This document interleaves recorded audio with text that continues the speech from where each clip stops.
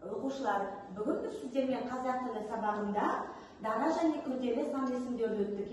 Дара және күрделі сан есімдерді біз қайталау үшін бүгін сіздермен ұлттық ойын, жамбы ойын ойнаймыз. Жамбы ойында сіздер атқа мініп шауып, жамбыны атып түсіру керексіздер.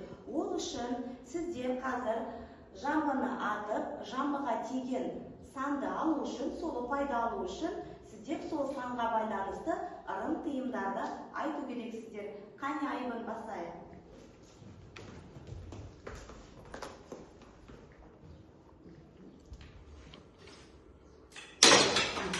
7 сан Айбын. 7 ұпай алу үшін 7-ге байланысты қандай ырым тыйымдарды білесіз?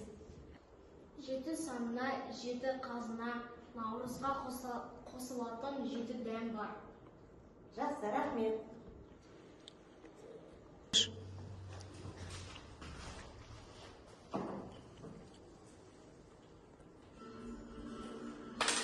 Мұстафа, енді сен тегіз алмадың, бірақ та біз саған 40 санын тапсырмасын берейік. 40 саны қандай сан айта қойшы?